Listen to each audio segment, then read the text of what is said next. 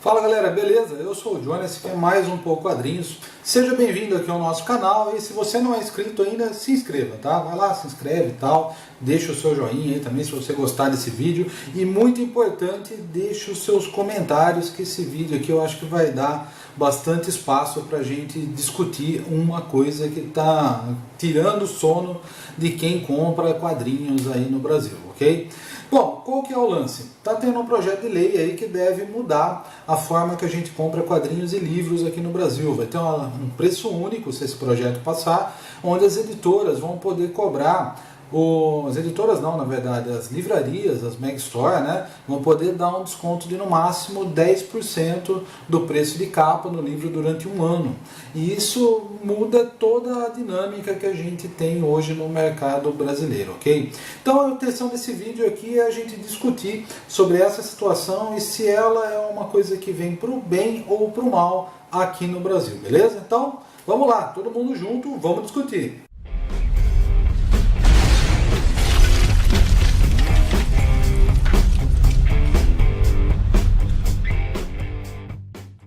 Bom galera, eu tenho que pôr meu binóculo aqui, então não fiquem chateados se ficar refletindo a luz e tal, né? Mas é o seguinte, esse projeto de lei, que é o projeto que está lá no Senado, passou pela Comissão de Constituição e Justiça, que quem era o relator ali do negócio era o Lindenberg Farias, tá, do PT.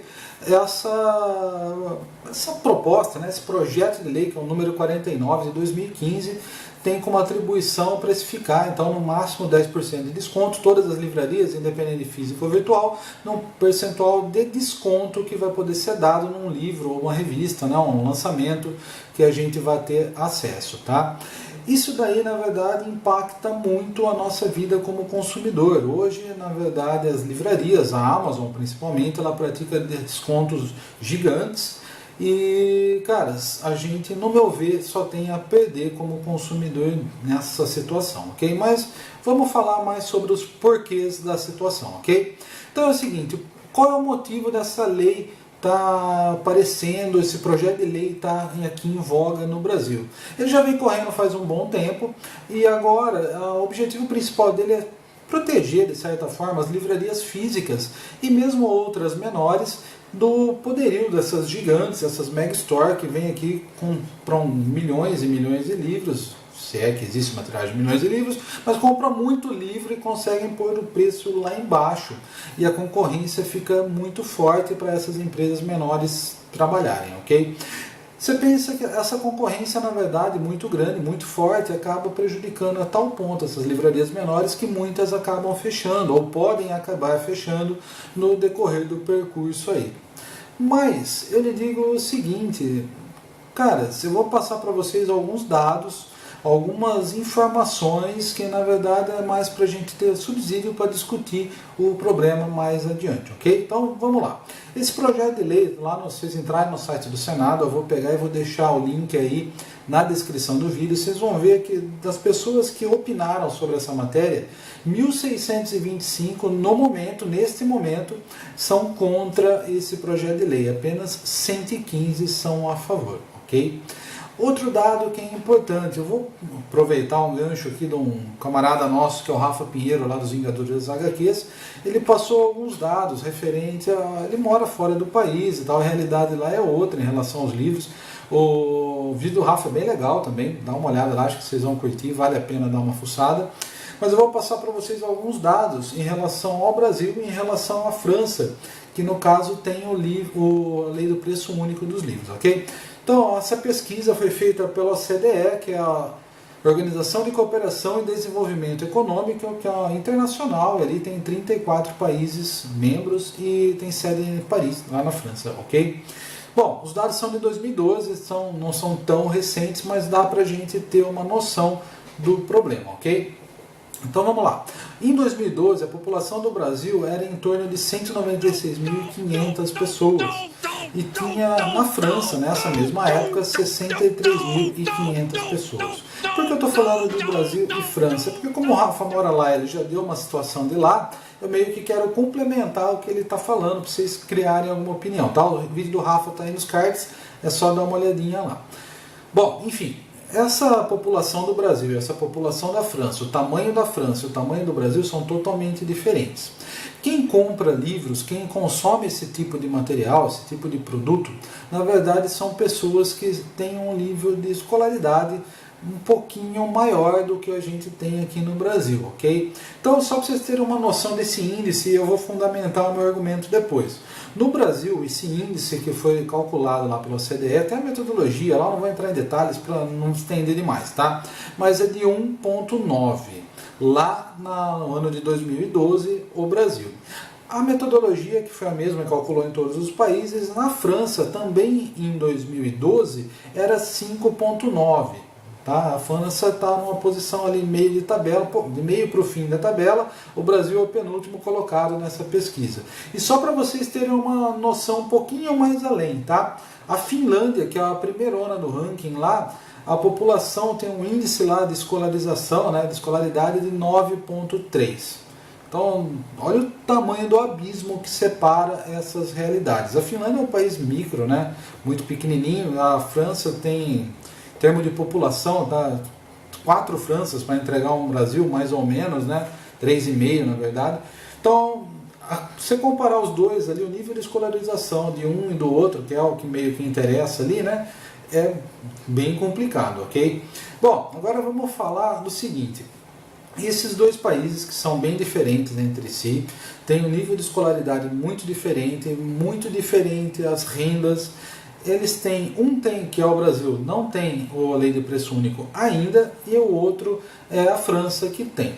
A França tem várias livrarias, o Rafa deu inclusive um depoimento falando que tem perto dele, ele não precisa ficar indo numa livraria longe para comprar um material, porque o preço vai ser muito equivalente, o que ele gastaria de busão, ou seja, o que ele fosse usar de transporte lá, às vezes não compensaria, porque ele vai achar perto dele pelo mesmo valor, ou muito aproximado.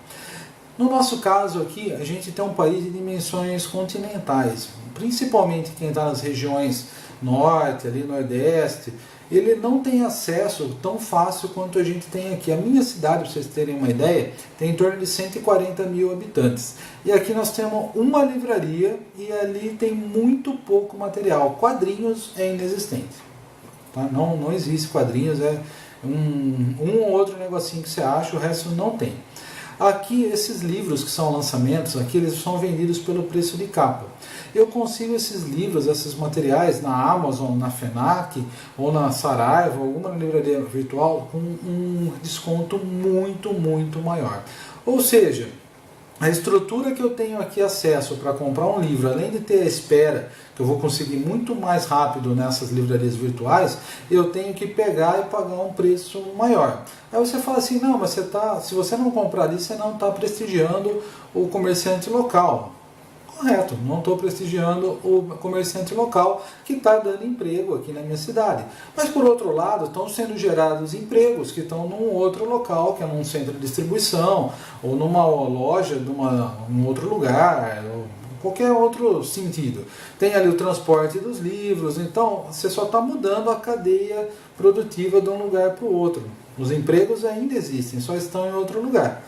Nesse meio tempo, também eu tenho para falar para vocês alguns outros dados. Tá? Eu falei de escolaridade, também a gente tem que considerar que nós estamos numa crise, cara, uma das, talvez a mais grave na história da República Brasileira, econômica, não estou nem falando crise ética e as coisas que acontecem por aí, mas assim, vou falar para vocês, eu baixei alguns dados aqui que eu achei interessantes.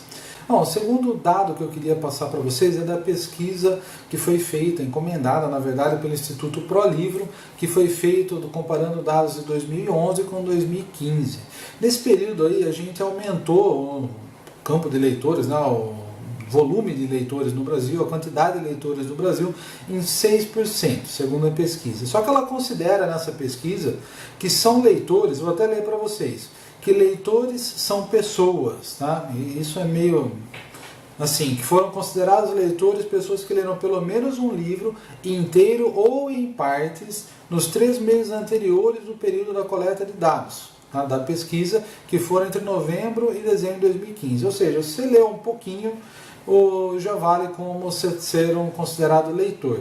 E no meio desse universo, 42% das pessoas falaram que o livro que eles leram era a Bíblia, tá? Nada contra a Bíblia e tal, tá? nada contra, mas eu acho que não é um dado assim relevante para quem compra livros e livros e livros e livros. Mas, enfim, 42% eles falam que foram pessoas que lerem a Bíblia, ok? Agora tem uma coisa aqui, eu falei de escolaridade um pouco antes. Eles falam o seguinte, ainda nessa pesquisa, que o percentual das pessoas que disseram não ter problemas para ler caiu de 48% em 2007, 43% para 2011 e 33% em 2015. Bom, tem vários outros problemas, tá? Aqui nós estamos numa situação econômica que está uma draga e tal, não vou me estender nisso, mas é o seguinte, o FMI fez uma pesquisa, eu vou mostrar para vocês alguns dados aqui relacionados à renda, tá? De vários países, inclusive do Brasil, e no caso nós vamos nos concentrar mais nos países emergentes, ok? Então eles usaram uma metodologia lá que tem a ver com, eles querem ver um índice que chama PPC, não PCC, desculpe, e o PPC significa o seguinte, paridade do poder de compra, tá? Esse é o PPC. Essa paridade do poder de compra, se a gente vê aqui a listagem de países, eu vou deixar também o link aí para vocês, estou colocando a telinha aí, se a gente vê aqui o Brasil em relação a outros países, tá? Inclusive aqui na América do Sul, vocês vão ver que a gente tem uma discrepância monstro.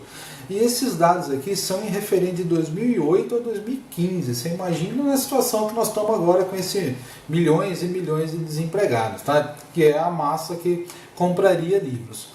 Caras, você imagina, 13 milhões de pessoas que não estão podendo comprar nada, nós temos uma escolaridade muito ruim, o mercado é pequeno em relação ao que poderia ser, o potencial que poderia ter, né? Porque cada pessoa que sabe ler, em teoria, é um potencial comprador. Então nós temos toda essa constituição aí do mercado que eu estou falando para vocês, renda baixa e caindo, desemprego, e aí nós vamos aparecer aqui com uma lei de preço único. Então eu vou falar para vocês, nesse contexto todo que eu apresentei, eu vou falar para vocês o seguinte. O lado bom é que as livrarias pequenas, as livrarias em cidades menores, elas vão estar competindo, entre aspas, de igual para igual com os gigantes, tipo a Amazon, a Fnac e tal, os mega store virtuais por aí. O lado ruim é o seguinte, você pensa, nós como consumidores num país continental, o cara que está lá lá em cima no Acre, ou lá em algum lugar que é uma cidade pequenininha no interior do estado de São Paulo, ou lá no sul, ou seja, não tem uma livraria, o que ele vai ter que fazer? Ele vai ter que comprar numa livraria virtual, porque não são todas as cidades que têm livrarias, essa é a realidade. Então ele vai continuar usando o mesmo sistema que ele usava anteriormente, comprar virtualmente seus livros e revistas. E nesse meio tempo, o que vai acontecer? Ele vai estar pagando muito mais caro. Essa é a coisa. Você vai estar pagando muito mais caro por um serviço que você pagava mais barato. Por outro lado, eu também queria falar para vocês o seguinte, se um livro, um quadrinho, a preço de capa, aí a gente vê vários lançamentos da Panini, que às vezes a Amazon ela faz um desconto de 40%, tá? 30%. Se ela está vendendo, vamos falar de 30%, se ela está vendendo um lançamento com 30% de desconto, por mais que ela tenha comprado uma tiragem grande e tal, caras, qual que é o lucro que a Panini tem? Vocês imaginam isso? Se ela está vendendo, se é um material, sei lá, custa R$100, se ela está vendendo com 30% de desconto a Amazon, ela está vendendo por 70%. O lucro dela está aí no meio. Várias vezes tem frete grátis, dependendo do que você compra e tal. O lucro dela está aí no meio. Se o lucro dela está aí, se a Panini vende para ela esse material com preço sugerido de R$100, o quanto não é o lucro da Panini? Tá? Imagine o lucro ali, num lugar menor, que ela vai vender a preço cheio. Aí eu lhe digo o seguinte, se a Panini lucra tanto desse ponto, se a Panini ganha tanto desse jeito, não só a Panini, né? Estamos falando da maior editora, o monopólio praticamente de quadrinhos aqui, de grande volume, né? De massas, duas mainstream no Brasil, que é a DC e a Marvel. Mas se ela tem uma margem de lucro tão grande e a Amazon coloca dela ali no meio, né, no preço da capa, caras, pensem o seguinte, vocês acreditam mesmo que se tiver uma lei de preço único, os preços irão para cair para o padrão da Amazon tem hoje? Vocês acham que a lei da livre concorrência vai pegar, se a Panini tinha um preço lá, vamos dizer assim, de R$60, fosse o preço que a Panini, a edição fosse 100, a Amazon vende por 70 e a Panini vende por 60 para a Amazon, Você acha mesmo que vai existir, o preço vai ser 70 em todas as livrarias, ou vai ser 100 e a gente vai ter 10% de desconto e vai virar tudo 90? O que vocês acham que vai acontecer? O que eu acredito que vai acontecer é que nós vamos ter um aumento de preços aqui no Brasil.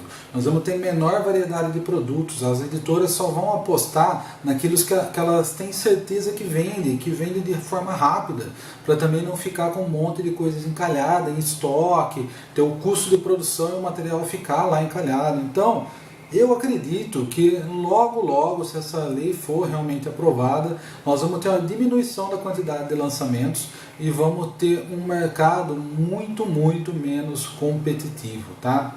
Mas e aí, e você? O que vocês acham? Vocês acham que a pessoa que está numa cidade pequenininha ou num ponto distante nesse país continental que é o Brasil, ela vai ter alguma vantagem com essa lei? E só está sendo criada essa lei para proteger alguns empregos, não que não seja importante proteger os empregos, mas a cadeia produtiva muda, esses empregos que estão sendo perdidos num lugar vão ser gerados em outro, então tem toda uma série de coisas ali, todo um contexto que a gente precisa pensar, tá? Então, eu não sei se eu falei demais, esse vídeo ficou meio grande aí, mas eu queria a opinião de vocês, tá? Eu queria que vocês falassem o que vocês acham, se vocês já têm uma opinião formada sobre o tema, ou se vocês querem fazer alguma conjectura, extrapolar na verdade em cima disso que a gente falou em outros vídeos que com certeza já surgiram e irão surgir por aí sobre esse assunto, beleza? Então, galera, esse aqui foi o nosso Pou Quadrinhos, discutindo aí o nosso projeto de lei que deve instituir o preço único de livros e quadrinhos aqui no Brasil e os impactos que ele tem na nossa vida como colecionador, tá? Então, se você não é inscrito, se inscreva, deixa o seu like aí e comente, porque o seu comentário é muito importante para a gente construir uma discussão saudável aqui no nosso canal, belezinha? Então, galera, valeu aí, tamo junto e até o próximo post.